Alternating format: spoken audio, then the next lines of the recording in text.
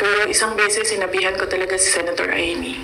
Sabi ko sa kanya, kung hindi kayo tumigil, huhukayin ko yung tatay ninyo, itatapon ko siya sa West Philippine Sea. Sinabihan ko si Senator Amy. One of these days, pupunta ako doon, kukunin ko yung katawan ng tatay niyo, tapon ko yan doon sa West Philippine Sea. I don't think sumagot siya. Hindi ko maalala. Nandun pa yun sa group chat. Mayroong mga nakakita. May ibang tao. Huhukayin ko ang bangkay ni Marcos tapos doon ko itatapon sa West Philippine Sea.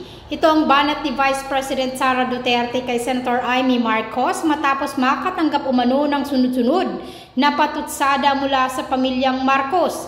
Binigyan din ni Sara Duterte ng rating 1 si Pangulong Marcos Jr. na ayon sa kanya ay walang ginagawa ang Pangulo sa kanyang pamamahala. Bastos at desperada ang inilarawan ni House Assistant Majority Leader Sia Alonto Adyong ng Lanao del Sur, 1st District at One Rider Party List Representative Roach Gutierrez sa Vice Presidente. Kinondina ng mga mambabatas ang mga pahayag ni Duterte bilang isang kahiyahiyang taktika kung saan tinawag ito ni Bongalo na isang desperado at walang kagalang-galang na pagtatangka na ilihis ang atensyon mula sa mga tunay na issue. Sa kabila ng bigat na mga alegasyon, tuloy-tuloy na tumanggi si Duterte na dumalo sa mga pagdinig ng Kongreso upang linisin ang kanyang pangalan at tugunan ng mga akusasyon laban sa kanya.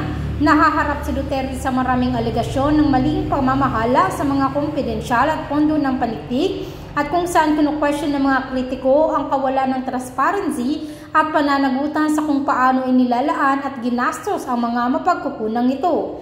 Ang isang patuloy na pagsisiyasat sa Kongreso ay nakatuon sa mga pahayag ang mga pondo ng DepEd ay ginamit para sa mga questionableng programa. Ang pagbabanta na lapastanganin ng mga patay para lamang ilipat ang salaysay ay lubos na hindi katanggap-tanggap. Patuloy ni Adyong, dapat sagutin ng Vice Presidente ang mga paratang laban sa kanya, hindi yumuko sa mga kahiyahiyang aksyon. Habang ang paggasta ng OVP ay nasa ilalim din ng malapit na pagsusuri. Ang mga hindi nalutas na isyong ito ay nagpatindi ng pampubliko at pambatasan na mga panawagan para kay Duterte na panagutin ang umano'y maling paggamit ng pera ng bayan na lalong nagpasidhi ng mga hinala ng kanyang mga nagpapasiklab na pahayag ay isang pagtatangka na makagambala sa mga lumalagong kontrobersyang ito.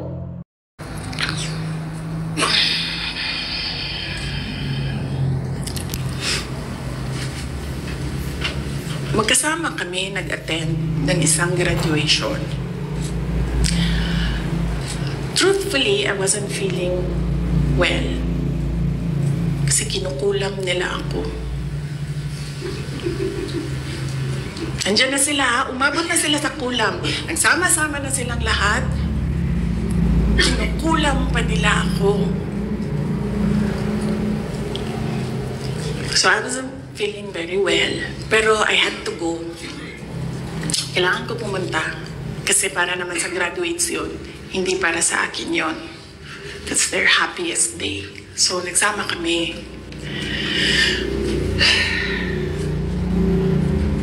Nagsama kami. Katayo kami doon. And, merong isang graduate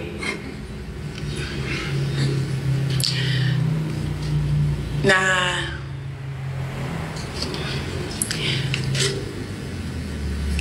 alam niyo, para sa akin, there was some sort of inappropriateness sa ginawa ng bata. Pero bata ito eh. So ikaw din, meron ka din dapat sana siguro pag-intindi kung saan nanggagaling yung bata. And ang reaction mo, ang response mo, should be so that the child will learn a lesson. So meron isang graduate. Sabi nung graduate, Mr. President, can I have your watch as a graduation gift?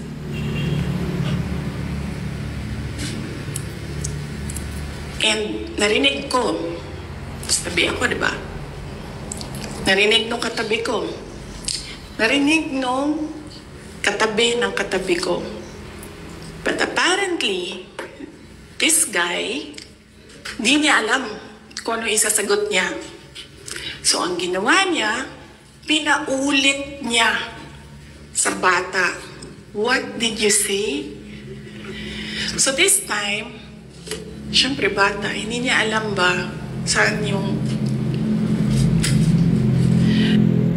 Sa Gatorade, lumalakas ang aming samahan.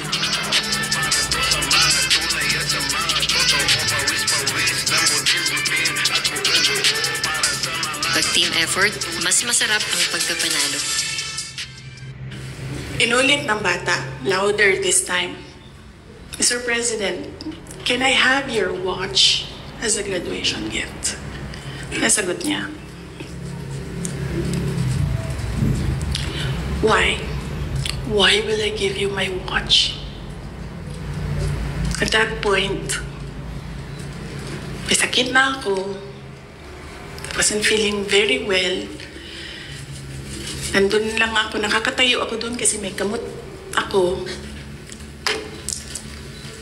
Gusto ko tanggalin yung ulo niya ba?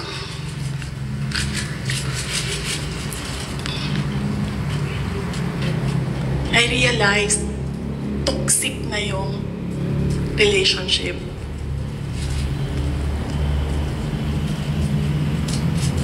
And it did not help na itong dalawang katabi ko tumawa pa. Pinagtawanan pa nila yung bata. And I saw the humiliation sa face ng bata.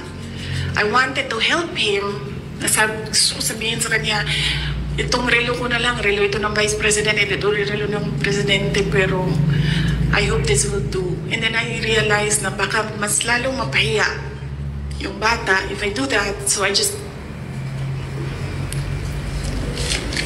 imagined myself cutting his head. Gusto ko, ganun din ang gusto ko gawin doon sa mga katabi ko. So na-realize ko, toxic na ito.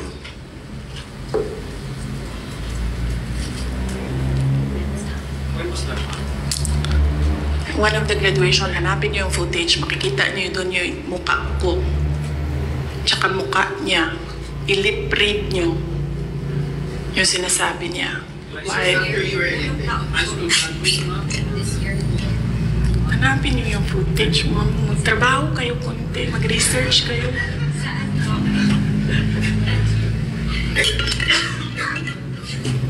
So, gusto ko sabihin sa kanya,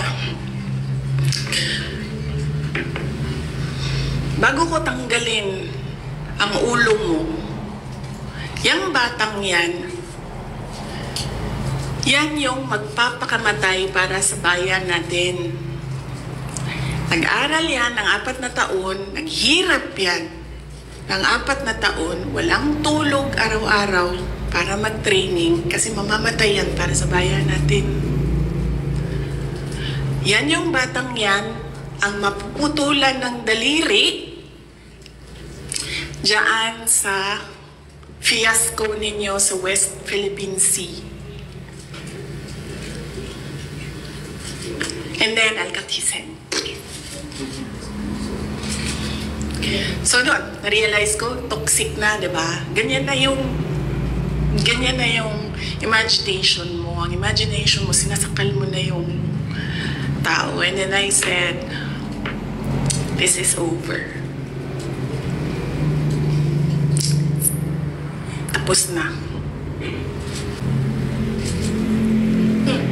So,